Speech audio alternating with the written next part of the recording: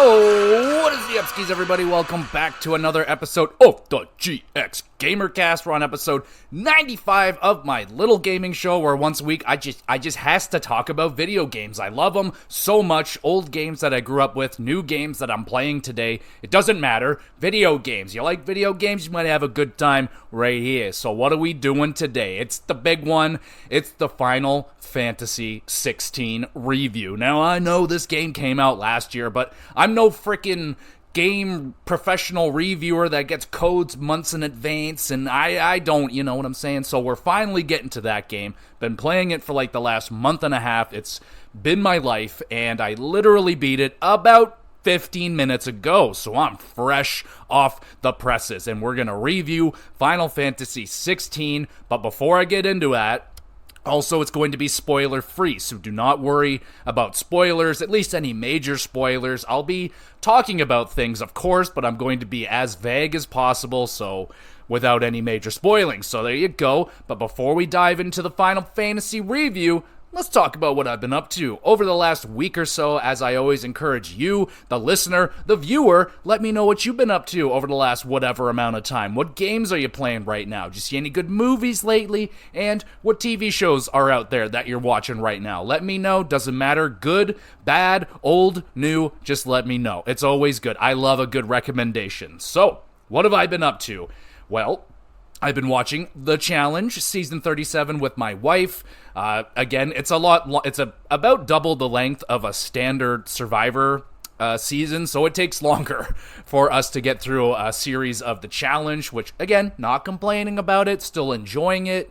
Now, this season, they've kind of took a spin on last season where it was teams. Now they've kind of halfway through, they've split them up, so now I get to see what it's like as a solo game. It's cool. So, you know, I see a lot of familiar faces in this season from last year. That's kind of a thing. There's people that are on literally their 18th, 19th season of this show, so they got some regulars over there, but they had some more Survivor people, so I'm hoping I start to see some more Survivor people popping up on this show. Maybe I'll see some people from The Challenge popping up on Survivor. It seems like they got this little clique, if you will, with like reality TV people. They all kind of seem to know each other or something like that. But yeah, The Challenge, still enjoying that show.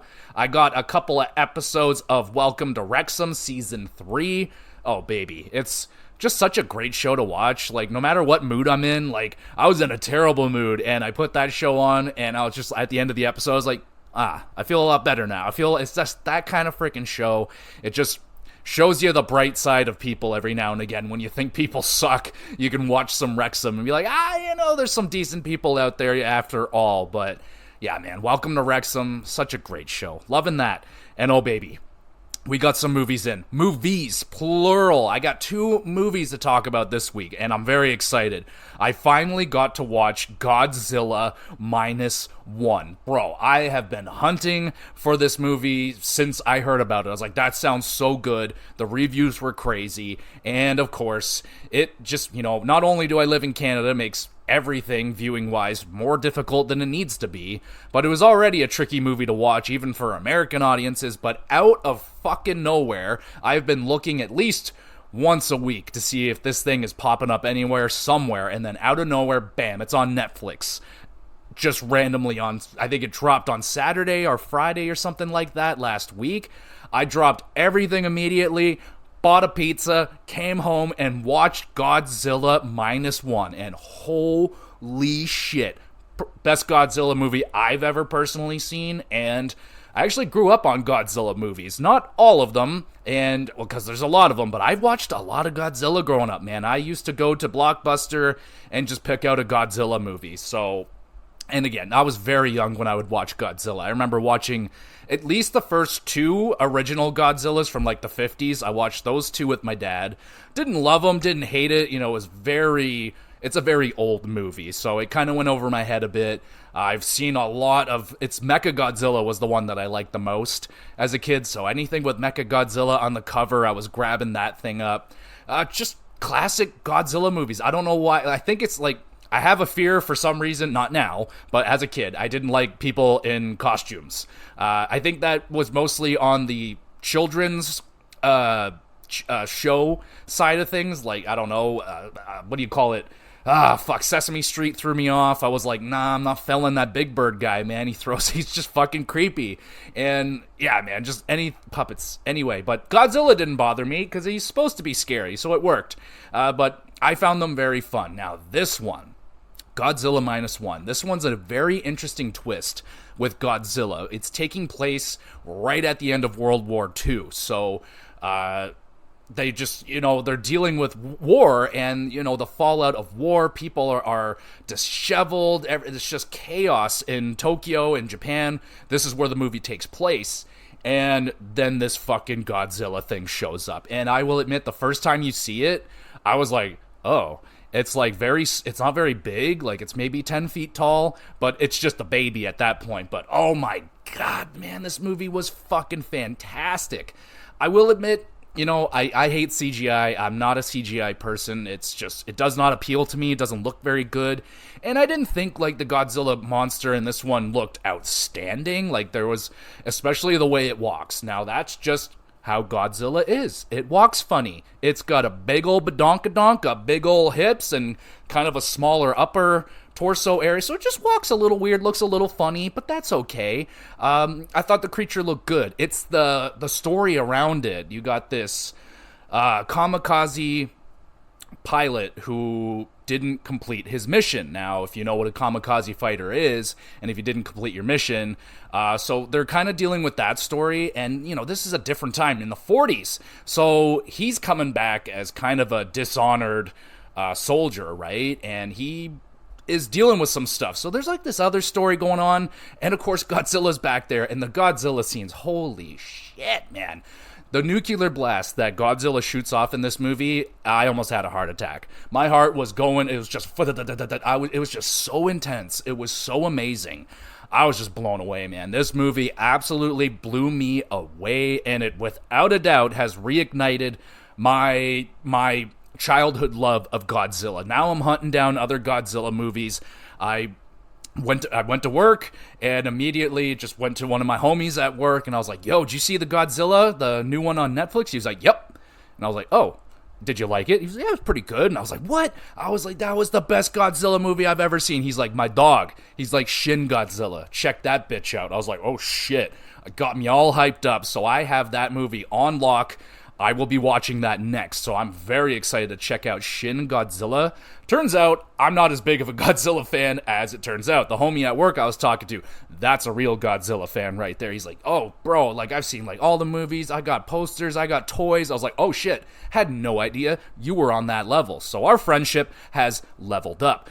But that's great. So his just the way he was talking about Shin Godzilla, I know nothing of it. I will not be looking up anything. I'm just going to watch it and see what happens. I cannot fucking wait. There's a lot of Godzilla movies out there that I have not watched, man. There's like 2014's Godzilla. There's the Kong versus Godzilla, which I have very little interest in.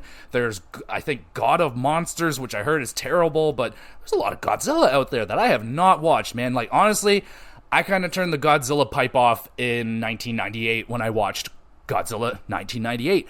I didn't hate that movie. That was the one that, I don't know, I just watched it a ton as a kid. I didn't love it, didn't hate it. I had no idea the controversy of the redesign of the monster, Godzilla and shit. Anyway, so yeah, that was a fucking awesome movie. That's a 9 out of 10 right there. Godzilla Minus One. Take that with a grain of salt, because I am a huge Godzilla guy, and this was just refreshing. God damn it, what a great fun movie. And without spoiling it, the way that they want to attack the monster, because obviously with every Godzilla movie, like, oh, send the army and shit, and like that has no effect. So they come up with this amazingly interesting and very intelligent way to try and take out Godzilla. And it's got like a backup plan with a backup plan, and like I was just like, man, this movie is fantastic. So highly recommend Godzilla Minus One. It's on Netflix. Check that sumbitch out. Now, the other movie that I witnessed this week was one that was on the chopping block for quite some time. My wife and I had some extra time, so we watched Iron Claw, the movie about the Von Erich family, the wrestling family. So this is a wrestling movie, which is right up my alley. I'm a big old wrestling fan, so I was very hyped up with this one. I liked it, but I didn't love it. Now, there's some things with the movie that are great. The story, it's a tragic tale. If you don't know the Von Erich story, this is a good way to get introduced to that story. It's even more tragic than I thought. Like, I thought I knew it, and I was like, there were some things in that movie I was like, holy shit, I did not know that. So there's some really great things in it. I think the acting overall pretty good. My boy from Shameless and The Bear, he plays one of the Von Erich brothers. He was great. He wasn't in it a lot, but he was great in his role. It's what's his name? Fucking High School Musical over here. I hated him. Now I love him. Zac Efron.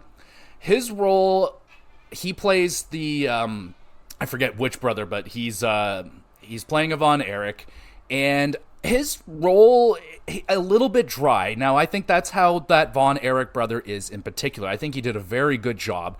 He got shredded for this role. Everyone in this movie got shredded for this role.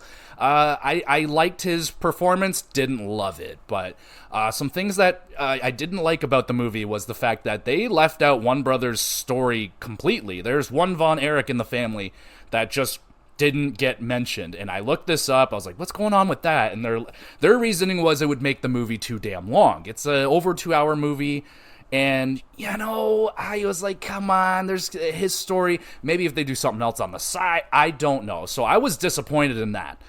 And then Ric Flair is in the movie, not the real Ric Flair, but there's a Ric Flair in the movie getting portrayed by somebody, and I did not like it very much at all. My wife didn't like it. I didn't like it.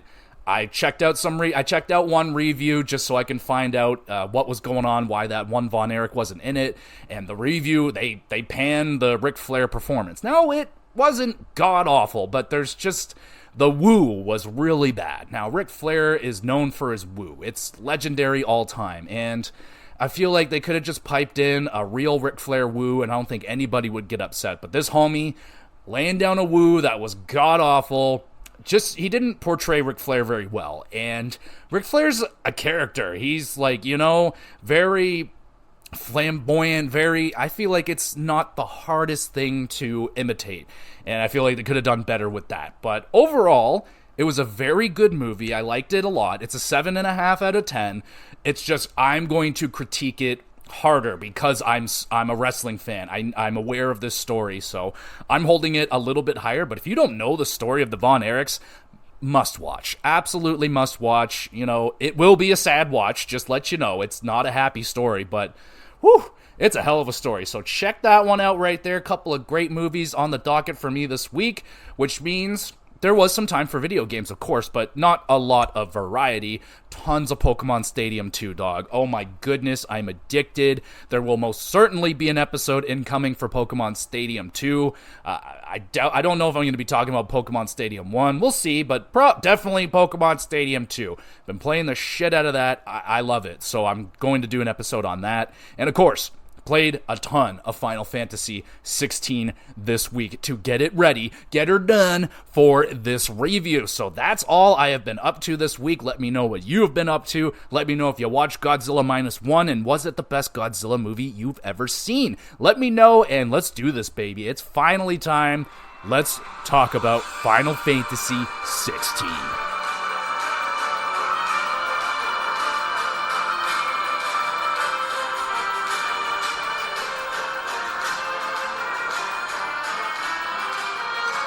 Okay, let's dive into this thing. Let's just get into the intro of this game. And I'm ripping off this Band-Aid right now. This is the first M-rated Final Fantasy ever. And oh my, about freaking time, man. It's about time. This is where Final Fantasy needs to be from now on, man. Let's fucking go, baby. So that is great. Off the bat, I'm like, when I first heard about that, I have not been this interested in a mainline Final Fantasy game since, I don't know, man. Maybe, I was hyped up for 13, but that hype died off real fast once I started playing that game. But this is an M-rated Final Fantasy game. It's taking place in kind of a medieval style. I think like in the Final Fantasy world, it's in like the 800s or some shit like that, if that's something you care about, but it's definitely got this Game of Thrones like style. A lot of the time I hear anybody talking about this game, it gets a Game of Thrones reference more often than not, and I could see that for sure. It's darker, it's grimier, it's there's definitely a darker tone to this Final Fantasy, and you get that very quickly. So that is fantastic. Again, this is where I feel like Final Fantasy should be. More often, I think they could like potentially like split it off into a more like a kid-friendly series for like Switch or something. I feel like they're already doing that, but you know what I mean. This is, for me, a 30-year-old guy that grew up on Final Fantasy. I'm like, yeah, baby, now you're making me a Final Fantasy, my people. You know what I'm saying? I don't even know what I'm saying. But anyway, you are playing as Clive. He is a branded, which basically is just like basically a slave in this world. You get branded with this nasty tattoo that just brands you to be just a smaller, less worth human being in this world of Final Fantasy. So you're and for some reason, like, you have magic, which again, like, oh, I have these powers, but people are using you. They're abusing you for your powers. You're fucking lighting up fires. You're lighting up torches for them. You're blowing away leaves. You're cleaning stuff up. So they're just abusing these branded, and yeah, so not only are you one of them, but there's this blight also that is spreading across this land. You're in this land called Valistia. I could be pronouncing that wrong, but Valistia is this huge world that you are in, and this blight that is spreading across the land very slowly, but everything that it touches, it just everything is just turns into a wasteland. You can't plant no more trees. You can't plant any form of food to eat. You can't have sustained life on anything that is within that blight, and it's closing in quickly inward onto the land. So it's spreading in. You got there's like three main kind of continents, if you will, in Valistia, and these places, they're getting tense. They're like, shit, man, this shit is climbing up at us. We got to get the fuck out of here, and yo, you guys got some room, and rabble. So tension's high. Very quickly you understand most of this stuff, and not only are you playing as Clive, you only play as Clive. That's we'll get more into that into the gameplay thing, but you're also, early on in the game, you have a family member that is killed, and you are looking for what the hell just went down. So it is just carnage at the beginning of the game. So I must say, the opening of this game is absolutely freaking fantastic. So you get introduced to Clive. You're with this like kind of merry band of rebels and stuff like that. You're on a mission, and like, it's very early game spoilers, but you get to see this huge battle between Shiva and Titan go down. And then there's another fight shortly after that between Phoenix and Ifrit. Now, these names, if you're a Final Fantasy fan, are probably familiar to you. They may even be familiar to you if you don't know Final Fantasy, but Shiva and Titan and Phoenix, Ifrit, these are all like the summons that we've known throughout Final Fantasy games. These are the massive creatures that you are summoning in those 30, 50-second freaking animation, crazy epic moves. These things are just around in this world. They're fucking fighting each other, and you're just trying to live. You're like, oh, I'm just flipping my little fish here. Oh god, there's a big fire beam. What is going on? So you gotta watch the fuck out in this world, man. And that opening, I was just like, yo, like, I'm just getting so many different vibes that I haven't felt in Final Fantasy. It's violent, there's blood, there's death. You're just like, shit, bro. Like, people are getting eliminated in an alarming rate. So yeah, this is just a real fresh slap in the face for me for Final Fantasy. And speaking of that, oh man, what should we... there's so much I want to get to. There's the gameplay, there's the graphics and overall performance of the game, sound design, the characters, and my god, the moments of this game. I'll try and piece in moments as I can, because there's just so many. This game is so freaking epic. But let's start with the graphics. Let's start somewhere a little bit lame. Let's start there. So The graphics are great. Now, I was told that it is running on the same engine that they are using for Final Fantasy 14, I think, their online game, which I didn't notice that. Like, I have not played the online games, but I did notice that, like, it's a great looking game, but it's not, like, normally with me in Final Fantasy, especially on PS2 and stuff, like, one of the main things you're expecting in Final Fantasy is that you're gonna have your dick knocked off with the opening graphics of these games. Like, Final Fantasy X blew me away. Final Fantasy 12, unfucking believable. And this one, I was like, more the scenes, like what was going on was way more epic than it actually looked. Now, I ain't saying the graphics are bad. They just aren't the best graphics I've seen on PlayStation 5 so far, which is what I'm playing this game on. I don't know if it's out on anything else yet. Doesn't really matter. But hey, graphics are good, but it is using a older engine. That's all that's really there. But it has, like, you know, different levels of graphics, like there was in Yakuza. You got your cutscene graphics where it's like, it's nice and crispy. It looks fan-fucking-tastic. Like, that's the shit right there. Now, it's not the best. I've seen better, but really, really good. I ain't complaining personally, but some people might. Now, when you get to, like, the actual in-game engine, that's where it can look, you know, good to great. There's some times where the animation for the characters look a little bit dull. The mouth movements are very, you know, game looking. They're just kind of moving. They're accurate though. Like, they are mouthing the words. It's just something about it. It just doesn't look as realistic as some other games that I've seen out there, but it's downright gorgeous, especially the world that you're in, man. There are some absolutely stunning areas. There is an area leading up to there's a Garuda fight, which is another, like, summon Titan thing. Very impressive looking weather effects. You got, like, there's like a storm going on with trees blowing around. Fucking tornadoes are all over the place. And I was very impressed with the way that the trees were blowing. Looked very natural and real. And you get some real, oh my god, there's so many beautiful places. Royal Meadows, come on now, get out of here. That place has it all. Just a fucking rolling green hills with mountains in the background, this giant ice structure.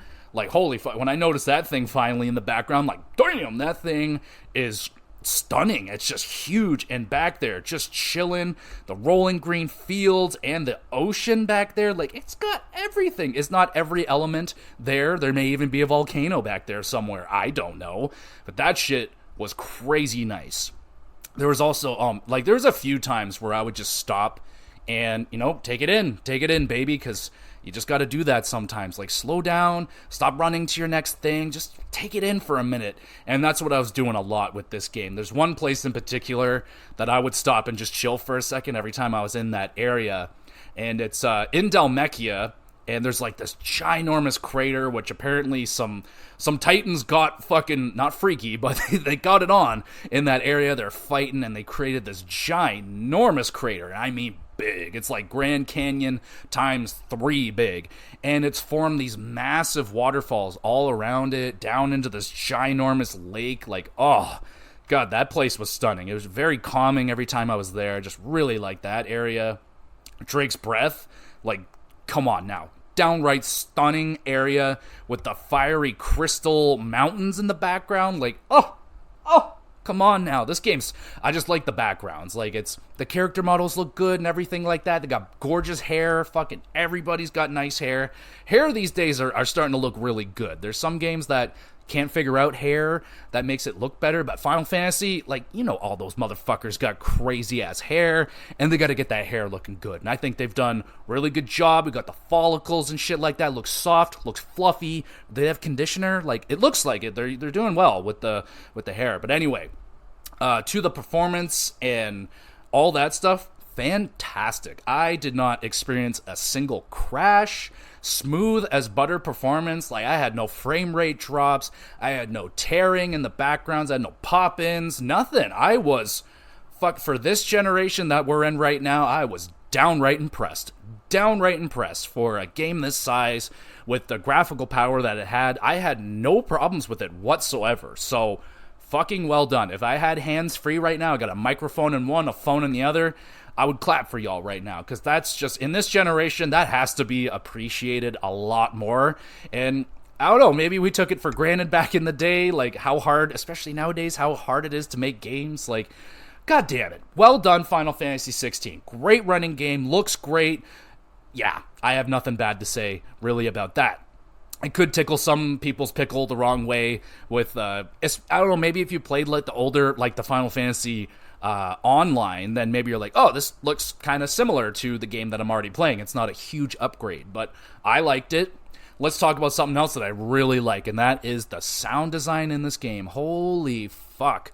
So the soundtrack is just godly. It is just beautiful, man. Absolutely beautiful.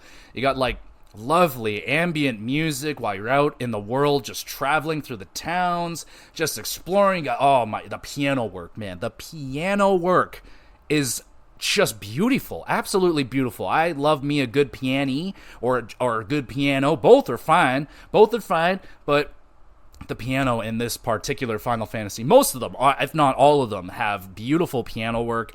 I wish I can remember the name of the guy that had work on this. I think he said it was his last one. He didn't do all the music, but you can, God, if that's it for him, what a beautiful send-off with this soundtrack. Absolutely beautiful. And that's just the piano and the ambient music. Then it gets huge. Let me talk about the huge stuff. Oh my god. The huge scale music is just fucking insane, man. When you get into the big boss battles and you got ginormous skyscraper-like creatures battling each other, the music is there and it's just going crazy. Absolutely bananas. The choirs, the fucking huge band music. Oh yeah, baby. There's a bunch of songs I can shout out that I feel like some of them might be the same, but I don't know. The Benedicta boss fight was fucking amazing. Garuda boss fight. Pretty much anything that's a boss fight, the music really amps up. Bahamut versus Odin.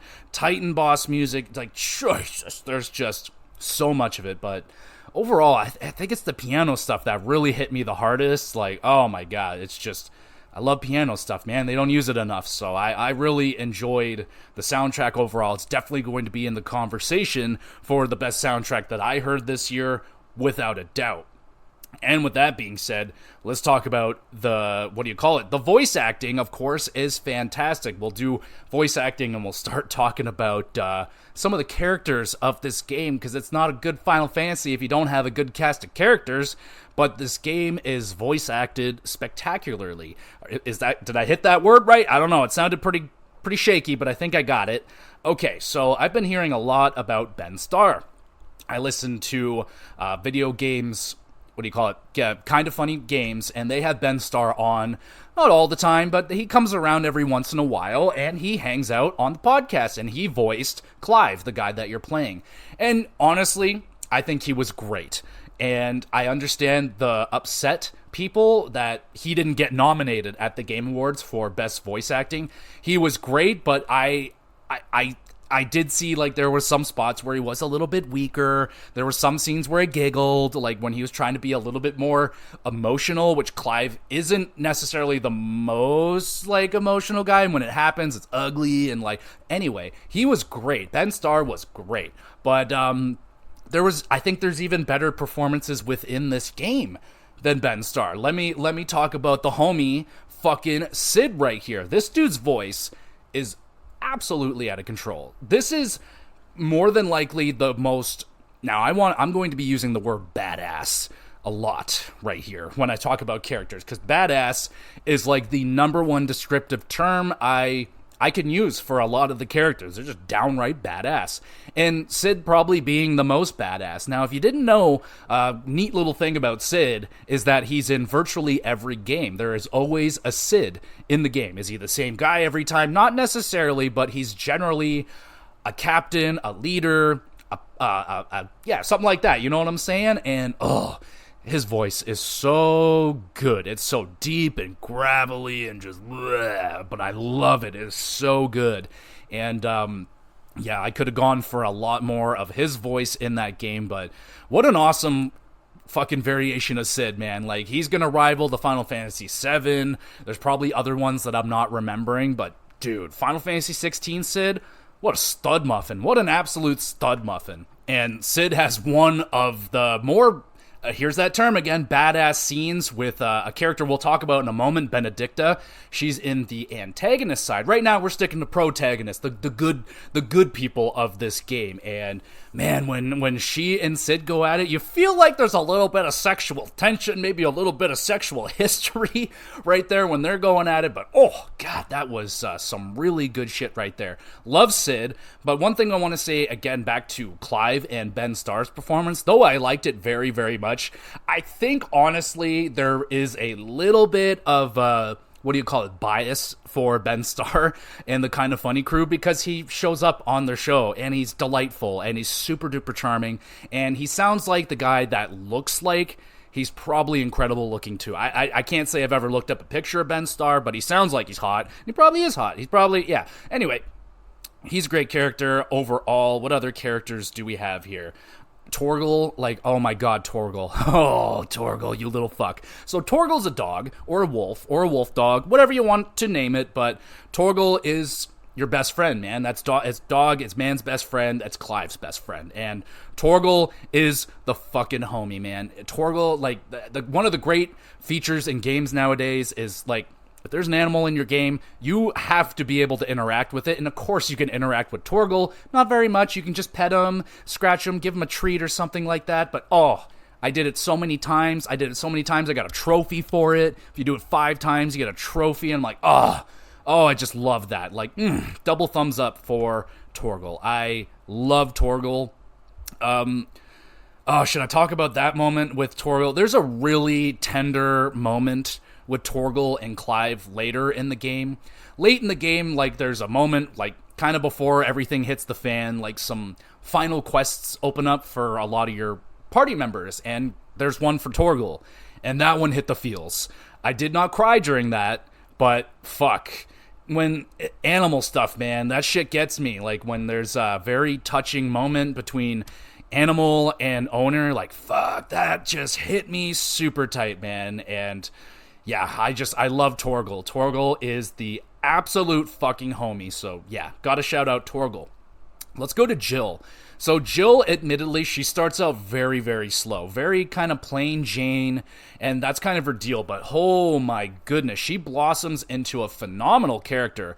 I won't say she's going to go down as one of the most memorable female characters in Final Fantasy history. She's probably going to end up slipping through the cracks, especially people that don't get through the game, or maybe only got through the first half or something and didn't get to Jill expanding herself and opening up more and learning more about Jill. But fuck, she has some really good stuff as well, and she herself blossoms into a little bit of a badass, I must say.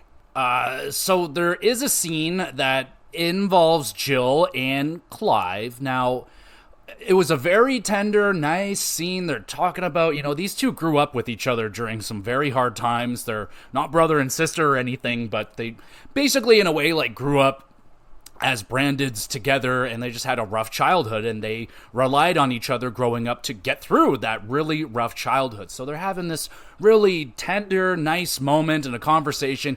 Meanwhile, the whole time they're sitting back to back, butt fucking naked. And I'm like, why are y'all naked? Why the whole entire scene? Are we naked right here? Why aren't we looking at each other? Then why are we naked? I just had so many admittedly silly questions going on through that scene. It threw me off a little bit. Now, eventually the naked made sense when they, you know what I'm saying? But, yeah, that scene, another very tender scene, but, showed off the maturity there a little bit. I don't think they went, like, super duper far with that. I'm not going down that road. I'm just not going to go down that road. Let's talk about some other characters. You got Gavin with fucking triple ponytail. Like, what the hell is that? I mean, I understand, like, in Final Fantasy, they've done some fucking looks when it comes to hair, but a trifecta ponytail, off balance, like, it's not even straight, it's all fucked up. Gavin's alright. He's, kind of slides more into that generic, like, he's a little bit of a bitch, but he, kind of blossoms into his own little leader, and being a guy that can handle himself. He has a scar over his eye, doesn't wear an eye patch, so it's like, oh, maybe if he put on an eye patch, he'd be cooler. But Gavin's aight. You got Nan, she's like the local shopkeep of your... You'll be chilling in a hideaway. She's like your shopkeep. She's a little bit of a bitch, but like an old crusty bitch. But she's cool about it, I guess. But she has a really cool, like, kind of side relationship with Torgal, and then she kind of gets you involved with it. It's really cool. Nan, more often than not, shows that she's actually a good old lady down, deep down in there. She was good stuff. Then you got Blackthorn. He's the blacksmith. Another just classic crusty dude, but he has a soft interior. At the start, he's just like, very grumpy, doesn't really want anything to do with you, and then you start getting some of these side quests with him, and he starts to develop into a character that you can understand and be like, oh, okay, I see what's going on here, and you can help him through those things. And of course, on the side, he's making you some badass weaponry. This dude is a legitimate blacksmith, very, very good at his craft. So you'll be going to him a lot to get your stuff. He's also got a fantastic, gravelly, I don't know what accent that is, but he's got an accent, this old gravelly voice, and I just love going up to him. He's like, what do you want? And I'm just like, oh, please, sir, I would love you to craft me a blade. And he's like, I guess so. All right, that's enough of the pro tag. I'm not going to talk about every single character in the game, because that would take forever, but those are some of the highlights, I guess, if you will. I should shout out Mid. She's pretty fun. She's kind of that young... enthusiastic inventor style girl. She's fun. I like her hair. It's super long. She's fun. She's got an interesting relationship with some of the kids there. Anyway, let's go to the antagonists, the villains, the bad people. So there's a few of them here. Benedicta might be my favorite one, because I just love like those crazy, just mean, cold-hearted women that are just bitches. Like, she was that to a T. She was crazy. Just, I love that, man. And her little, I don't know, those interactions with her and Sid were very, very fun. I enjoyed those. But Benedicta, very mean, very badass, and I liked her a lot. You got Huga Kupka. He's like that big beefy sumbitch. He was alright. He's a total maniac as well. That's going to be kind of a running theme with the villains in this game. They're all kind of losing their minds or lost their minds or all that stuff. Also, your mom. She's a total bitch, by the way.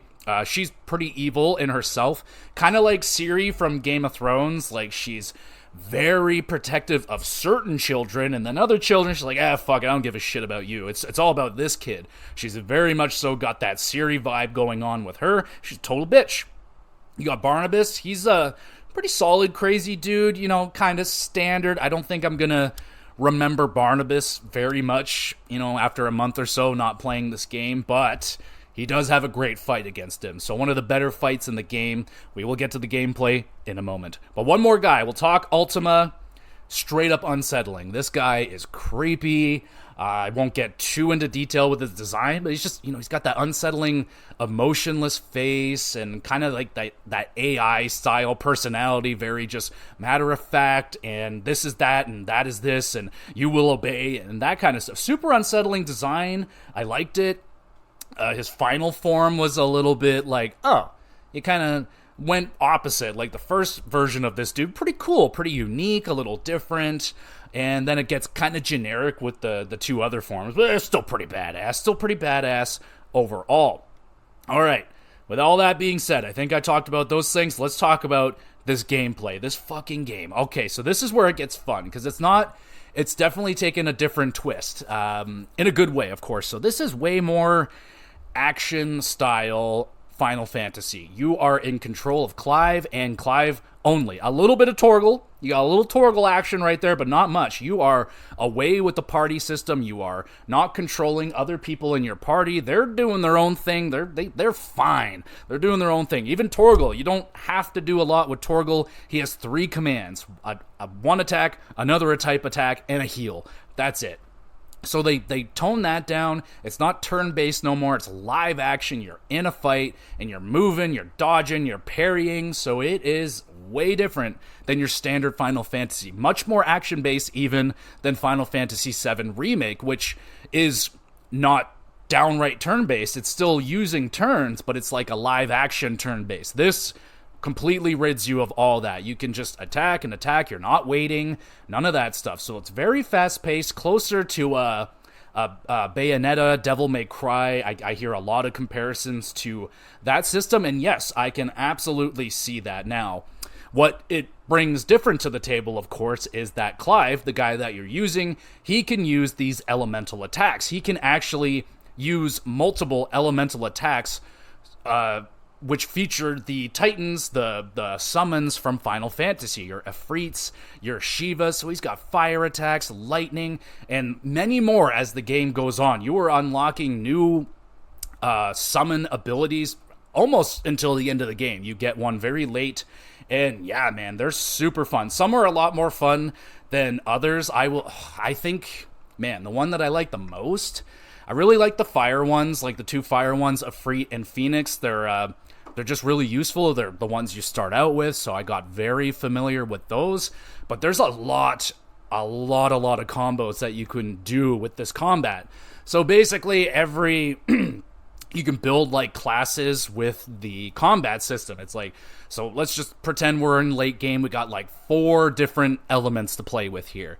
So you can choose 3 of them in like a, let's call it a create a class, basically. So it's like, all right, I want fire, lightning, and ice. And then, so you have those abilities. You can unlock other abilities and upgrade those. And then you can just start doing all these different combinations. And you can even level up a certain power to master it. And then you can put it in, the wind slot. It's a fire attack, but I can put it in my wind slot. It might sound very confusing. It's actually quite simple in the way that they nice and good balance, bringing you along. They don't overwhelm you like, oh, here's 50 attacks, like just figure it out. It's like, no, here's a few attacks, get used to those. Okay, here, right before you get bored of it, here's some new attacks. Try these combos out, power it up, and see what you can do with this. And you're like, oh fuck, this is crazy. I don't even want to think about how many combinations there are. There's got to be thousands of combinations of moves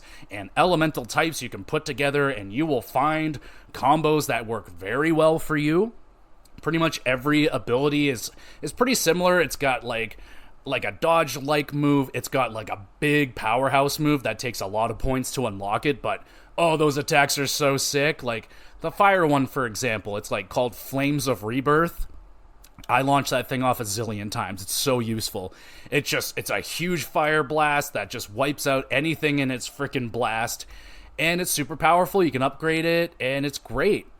I loved it. There's another one that a little bit different. Like some of them don't have straight up dodge attacks. There's one where you kind of like, you get wings, and if you dodge attacks properly, he'll be able to unleash this just ridiculous flare attack, and it's just, so they're really fun. The only one that I wasn't a huge fan of was the final one that you get, just because it's kind of slow and clunky, and you need to time your attacks very well, because some of them take quite a bit of time to wind them up and get them off. So a lot of time they're just getting interrupted. I was focused too much on, trying to get off the attack. I was getting my ass kicked. I'm like, fuck it, I'm going back to my other combo. But that's one thing that sucks. Like once you get into combat you're like, all right, I'm picking create a class 1, and you get into combat, you can't change it.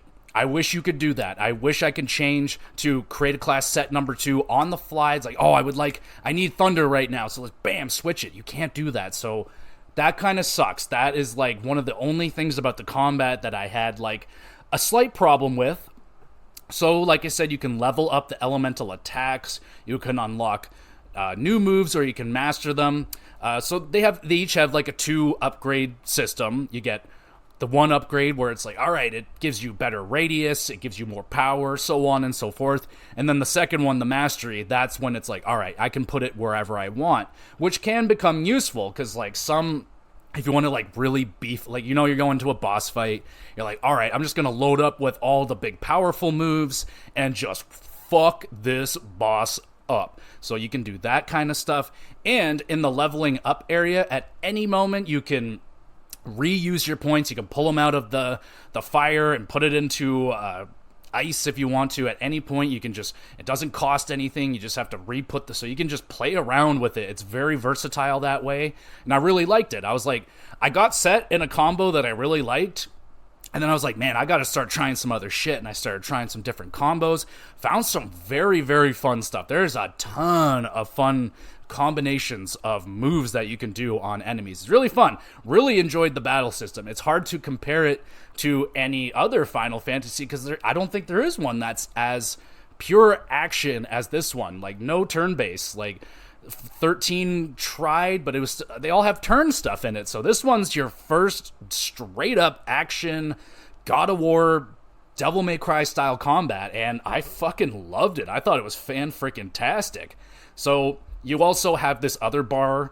You have a health bar, and then you get your limit break bar, so you can fill that one up, and then at some point you can unleash your limit break, which just makes your attack stronger. I think it only gives you a fire element. I never had anything else going on with it, but you're just fucking going nuts. You can upgrade it so that the bar is bigger, and you can just go into limit break for a lot longer. It's extremely useful for parry attacks, because the attack is so fast. Pretty much you just spam the button, and whatever attack is coming at you, pretty much guarantee you're going to parry it. And the parry is pretty simple. It's not as crazy as like a Bloodborne or Sekiro or anything like that. It's pretty basic. It gives you a pretty good window to parry an attack. And when you parry the attack, it just gives you like 5 seconds of slowdown, and you can just wail on the enemy. You got your classic like dodge, like, oh, I'm going to move to the right, move to the left, and if you do it at the perfect timing, you can unleash like a slightly powerful attack just for a little extra bonus damage, so you're moving around very quickly. I will say that the combat at times, like when I'm in a big old boss fight with a lot of shit going on, there's times that like I can't even tell what is going on the screen right now. I'm just looking at the health bar to make sure that I'm hitting it. Like there's a big old like beam that I shoot off, and I'm like, fuck, man, I can barely see what's going on right now, but I can hear the damage, and I can see the bar going down. I'm like, all right, I think I'm hitting it, so we're good here. So it can get a little bit crazy and get a little wild, but it all holds its frame rate really well, so it's just smooth, fast, really fun. Like, I got into the combat really no problem, and I generally get a little bit shy away from this style of game. Like, a lot of combos you gotta remember. This one was pretty fucking simple. Like, there's a lot of combos, but it's not hard. Like, it's just really fun. Maybe kind of compared to like a Diablo, where you get like a little set of moves and you can like switch them on the fly and you get a completely different feeling of fight. Like, you can have these really fast kind of light hitting attack setups, you can have heavy hitting attacks, you can have a defensive setup, you can do a bunch of shit, man. There's a ton of variety. I loved it. There we go. All right, I think that's enough on the combat part of things. We talked about the blacksmith. He can craft and upgrade your gear. You don't get a lot of gear. You get a sword, a belt, a glove or something like that. Just gives you better bonus or better defense, better attacks, so on and so forth. You'll also get access to a hunt board at your hideaway that just lets you track really tough beasts for rewards, money, and experience. I'll just shout out the names of some of the highlights. I think there's 16 total hunts to go on. They remind me a lot of Final Fantasy 12, where they had a very similar thing. You go to the board, like, oh, there's this big annoying creature down in this area. Go find it and kill it for us. We'll give you a bunch of money and experience. You're like, oh, fuck yeah. So you go track the beast, you beat the fuck out of it, and then, yeah, you get a whole bunch of those. So some of the ones that I really liked, Thanatos, Pandemonium, and the Rune Reawaken. Rune Reawaken was the toughest fight for me in the whole entire game. It killed me like twice. I will say overall, wasn't that hard of a game. That's just me, though. I could totally understand if some people were like, that was pretty tough, especially if you're not used to a fast-paced action game. But me, coming off of like Bloodborne, and this is a walk in the park for me. I'm just like, oh, I can telegraph their attack coming a mile away. I'm fucking already. I didn't have a problem with it. The only reason that dude beat my ass was because I was pretty underleveled. I was getting a little bit confident, and he humbled me a little bit. But overall, I didn't find the fights in the game all that hard, but they're very, very fun. So those ones that I had a lot of fun with.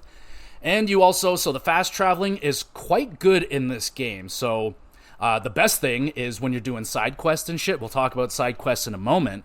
But when you're doing a side quest, it's like, all right, oh, I got Wendy over here. She's telling me, go over here, go get this flower. I'm like, all right, fine. I'll go out there. I got the flower. And the second you get the flower and you're done, you can just hit the start button and bam, it'll teleport you right in front of the person that you need to talk to. And then bam, you're just a little thing like that. In most games, it's just like, all right, I'll fast travel back to the town that she's in, take a little walk to her. This game's just like, bam, right to her front door. And I was like, oh, fuck yeah, that's the little shit right there, man. That's going to save you a lot of time. Like, that could have taken it down extra 5 hours if I had to walk all that little bit more. You know what I'm saying? So I really appreciated that. That was awesome.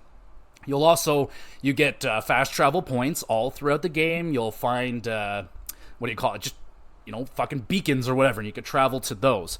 So let's talk about this world. This I don't know if I can call this an open world game. It's like open world linear, if that makes any sense. So it's open world, sure, but it's pretty linear. It's I can't tell if this is like, I personally very much so enjoyed this. There wasn't a whole bunch of hoopla, on the outside when I'm just traveling from point A to point B. There's not like a bunch of shit in between other than monsters. There's a ton of monsters to fight. They're not random. You can see them. You can run by them. You don't have to fight everything. But there's not like, I don't know. There's just like a lack of stuff out there. But again, I wasn't asking for it necessarily. But when you got a world that's like this open, there's not a lot to go out and find in it. There's not like, oh, there's like cool little secret cave over here. Or, oh, there's this neat looking little tree. Oh, there's something underneath it. Like, there's not a lot of that. And there's like, I don't know, there's just not a lot of necessary exploration. It's just like, all right, here's the road, and I'm just going to follow this road to the next spot. And that was fine with me. I actually really enjoyed that. It was kind of linear, but it gave me freedom. Like, there were invisible walls and stuff like that. And with Clive, when you're running around, some of those invisible walls got a little annoying. Like, coming off of something like Breath of the Wild where I could climb over anything, pretty much do whatever I want. And I'm like, yo, Clive, my dog, you can't even jump over this like little brick fence. Like, come on, dude. Like, I want to cut through here. And sometimes you just can't. So there are limitations. It definitely does remind me a bit of Final Fantasy 13. It definitely isn't that linear, but it feels like it at times, which is, again, that could be great for some people. They're like, open world games are just too overwhelming. There are too many paths to follow. There's like, I get to a fucking path and there's like 18 fucking different roads to go down. Not in Final Fantasy. There might be one, maybe two, but not that much. Like, it's minimal exploration, off path kind of stuff, which again, I liked it. I'm not complaining about it, but it is kind of linear. It's way more linear than something like Elden Ring or Breath of the Wild, substantially more linear and less exploration than those games, but I didn't hate it. So at your hideaway, you get, you can do side quests and stuff like that. You got the hunt board, and then you'll just have sporadic quests popping up every here and again. Not too many. Now, the only time I felt like overwhelmed, where I was like, holy fuck, that's a lot of quests, like 10 popped up all at the same time, and that was at the end game. That's when it's like, hey, this is the final thing. This is pretty much tying a ribbon with every person you want to. So I understood there. They did good with the pacing for side quests. It's like, all right, let's do some main shit, and then when we get to kind of a checkpoint, here's like one or two side things if you want. You don't have to do it. They give you decent rewards. Some are very good. Some are whatever. And that's kind of the feeling with the side quests as well. There's some that are like, very forgettable, very whatever. But there are some side quests, though, that are really dope. Let's see here. I have a couple. So there's the side quest with this fucking asshole who is tricking these Branded to save his son, that he says is getting attacked by wolves, but when they get there, it's a trap for the Branded to get attacked by a wolf. It's literally your classic boy crying wolf, but they're sending people out there to get killed, and then you come back, you're like, what the fuck is going on? They're laughing, and you're like, what the fucking fuck, man? And you're just like, yo, fuck this dude. There's a fantastic ending to that side quest. That one stuck with me. That was cool. There's a super sad side quest when you're saving a girl's brother from a dragon, and if you can piece one thing to the other, it's a sad thing. Guy's a dragon, so probably didn't make it, but that shit was sad. This game is sad. We'll get there, but oh dude, there's these two kids. these two badass kids out of nowhere. They literally, these children take rocks to the head. There's this town folk, they're stoning this man, and these children run in, each of them, whack, whack, take rocks right in the middle of the forehead. They're like, hey, and they just cut a fucking promo on this town. They're like, you people are pathetic, and they're just going off. And I was like, yo, these kids are dope. Like, I was just like, man, that's, if I had kids, those are the kind of kids I want right there. That was fucking impressive. So there's some good side quests. There's some that slip through the cracks that are just straight up fetch quests. There's a few where it's just like, go get this ingredient, bring it back. Oh, that's okay. I need this now. Go kill this thing. A lot of that going on. But again, the combat is really fun. It's not inconvenient to get around.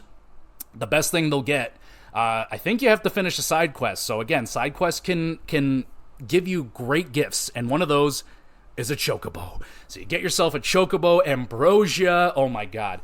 Every time Clive got on that damn fucking chocobo and was like, fly, Ambrosia, I was like, god damn, that name is just too much, bro. Like, it's just way too elegant, way too graceful. Like, I know the chocobos are beautiful, graceful creatures, but like, Ambrosia? Anyway, Ambrosia's fantastic. That little fucker, you get on her, and she just flies. You can run by any fight you want. You can just run right by it, no problem. She's very fast, and it'll get you wherever you're going nice and fast. You can call her and she'll appear immediately. She'll literally sometimes appear out of nowhere, and kind of scary, but she'll do that, and Ambrosia is fantastic. Okay, let's talk boss fights, because there are a fuckload of boss fights in this game. A lot of them are very, very good. Some of them are just like kind of copy and paste of other bosses, and some of them feel very similar in terms of fighting them. You're just like, especially for me, like later in the game when I had my like boss fight set up, like, oh, these are all my biggest attacks, most powerful things, and yeah, I was just like, all right, we'll set up for this one, and the fight would generally play out the same. I dodge you a bunch of times, and I kick your ass. That's how that goes. But there was a bunch of boss fights that were just fucking amazing. I don't even know where to start. There's just so many of them. The Garuda boss fight, that was the one like leading up to it. They got all these tornadoes going around, and that shit was crazy. And then you get into the fight, you got tornadoes all over the place again, and you're just fighting this massive wind god creature thing, and you get to become Efreet and battle it out. So Clive can turn into Efreet. Not generally, it's a cinematic situation. You don't just get to become Efreet whenever you want. You do the semi-prime thing, which is your limit break thing, but at times you'll have boss fights where you get to become Efreet and you get to battle it out as the ginormous creature. It's pretty badass. It's a little simple, like, your attacks get toned down. It's like, all right, here's the Efreet attacks. You get like 4 or 5, and it's fine. It's pretty good. It's very epic. That's what it's more about, the flash and the intensity and the beauty of the scenery and the graphics. Again, at times when you have these massive creatures colliding with each other and fighting, the camera can get a little like, all right, I don't even know what the hell's going on here. We're zoomed in on arms, and like it can get a little bit confusing sometimes, but Jesus, these fights are fucking crazy. What else we got? Crystal Dragon boss fight, that was great. Another gorgeous arena. The Liquid Flame boss fight, that's where Jill started becoming a real fucking badass. That fight was dope. You got the battle versus Titan. It was a little bit long. Some of the fights got long, but it was just so freaking epic. This one has like a run and gun section in it. It's a massive scale fight. Like, you got two massive beasts going after each other, and the music, bro. Oh my god, the music during the big fight, it's just absolutely out of control. And is there another boss fight that I have written down? Okay. So those are like my favorite boss fights in the game right there.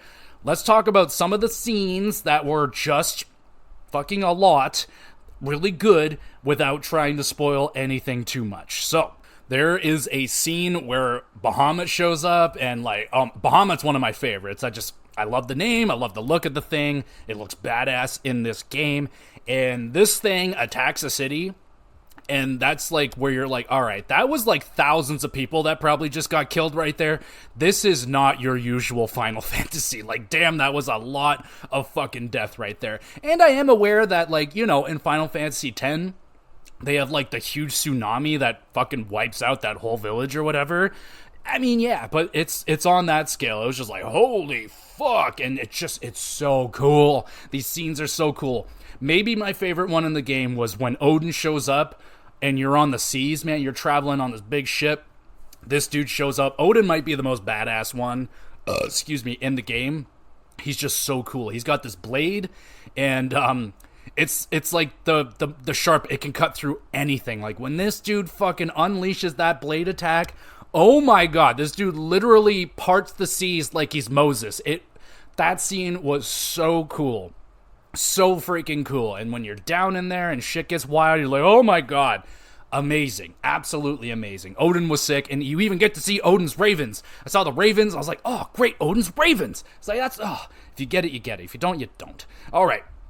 What else do we got there? We talked about the naked scene. All right. There's so many epic moments, man. I don't think I have ever had a moments section that I've done that has had as many moments as Final Fantasy 16 did. There's so many epic, crazy moments. I'm not talking about all of them either, just the ones that fucking blew me away. There's so much going on. So, let's talk about the finale of this game. Again, no spoilers. I'm just going to talk about if it hit, or did they blow it on the finale, or did they do a good job? Because I'm a bit of a stickler when it comes to finale. You gotta leave a good taste in my mouth. Don't piss me off. I'm looking at you, Elden Ring, with your stupid Elden Beast boss fight that pissed me off so bad. It dropped it from a perfect 10 to a 9.5 out of 10. There you go. So, did Final Fantasy 16 nail the final?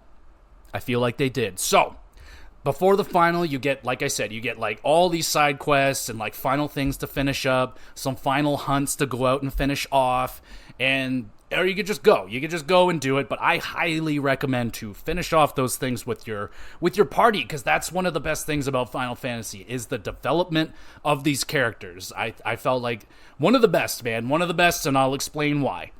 So we get a super sad, heartfelt like goodbye scene before the final group.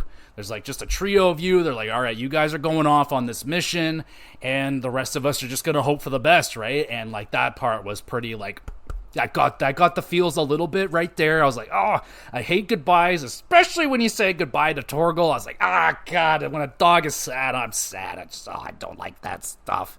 Anyway, so that scene was fantastic. Very heartbreaking before you get to the final thing and the final fight.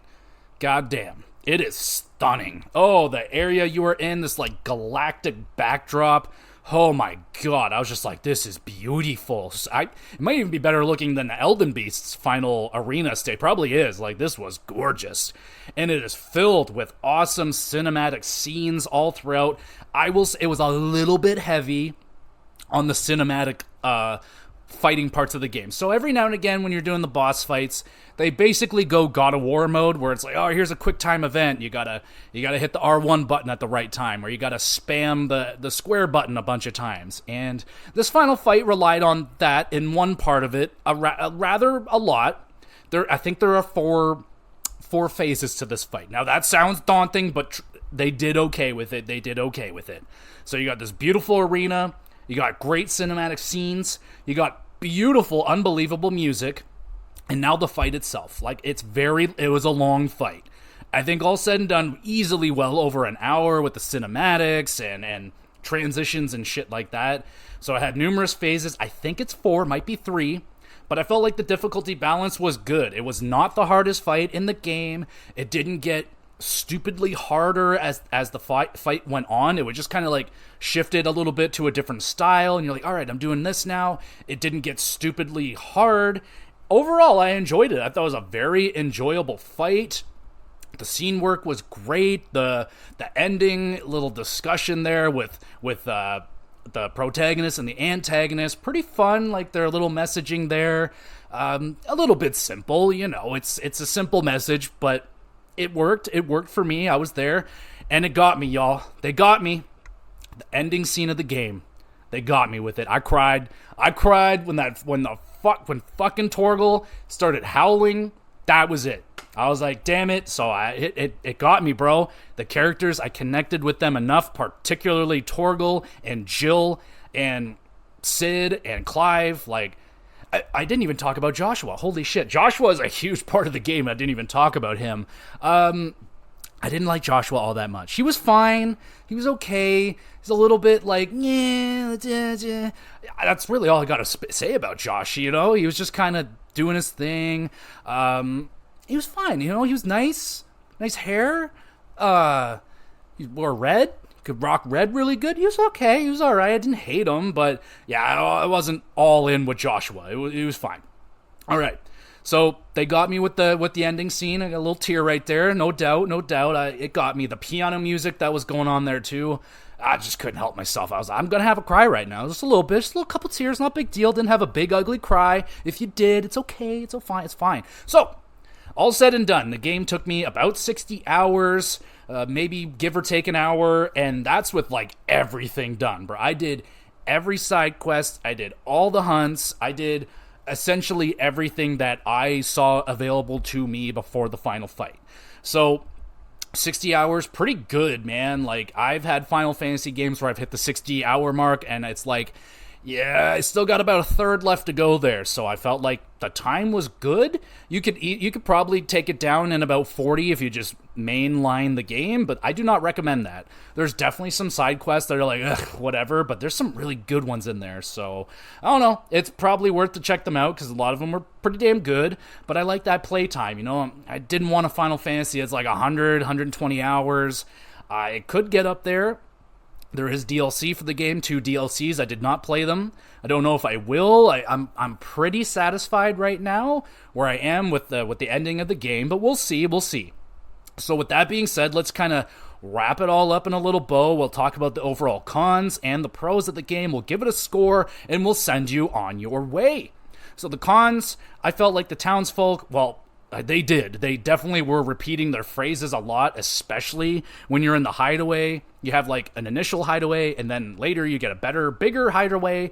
And like, fuck, man, there's this little girl that I passed, and she just would not stop talking about the bruises on me. And like, I was like, shut the fuck up! Just let me walk through here without talking to me. God damn. So that got annoying a little bit.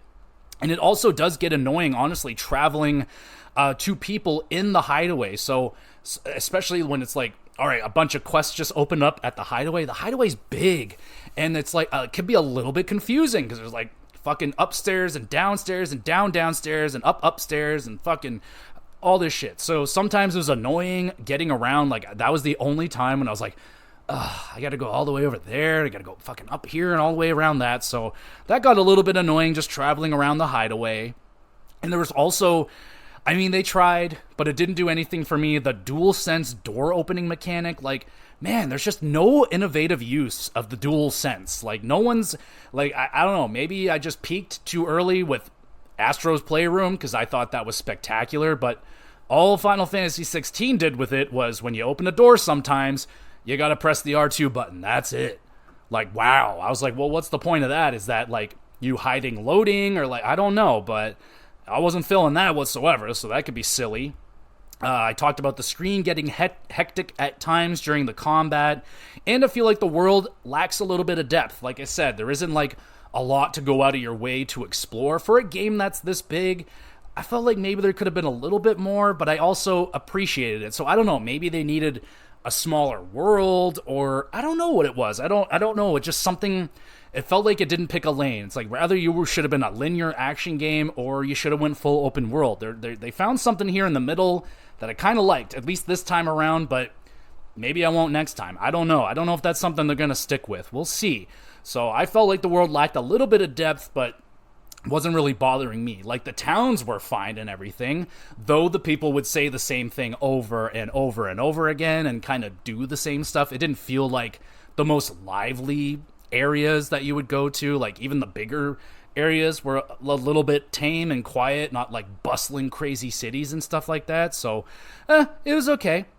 Now the pros. We got the music. The music is fucking ridiculous. Absolutely phenomenal, from the melodic piano to the beautiful, just calming, graceful, exploring music to the just out of control, over the top, operatic epics that are just insane. So loved the music. The voice acting was also top notch. I thought across the board, I didn't feel like there was any weakness there. Just fantastic. There's just voice acting has come so far now. Like nowadays, like back in the PS2 era, you might have one dude who's like, he was okay. Everyone else was just like, whatever. Anyway, I loved the big, epic, M-rated story. I was actually quite engaged with the story. They also do a really good job at explaining whatever you want to you whenever you want. There's a girl in the hideaway that will explain the story to you as it's unfolding. You can go back to any point in the story and pick up any details you might have missed. You can get full descriptions on people, places, things. You get everything, man. There's an active time lore thing. You just hit the fucking big button in the middle and you're like, oh, during this scene, it's like, okay, this guy's here. This is who this is what's going on. You're like, oh, fuck yeah. So they did a good job at keeping you engaged with the story. You're not getting lost after doing like a couple hours of side shit. You're very much so getting reminded and told what's going on, and you can go and do that. So I actually really enjoyed the story. Hopefully this is not the end of the M-rated Final Fantasies. Let's keep that going and get darker and just, there's a lot more to explore in M-rated, that's for sure. I feel like they're just scratching the surface here. It wasn't the darkest, like most horrific, like, oh my god, like it definitely wasn't Game of Thrones level of traumatic, but I liked it a lot. The graphics were great, not amazing, but great.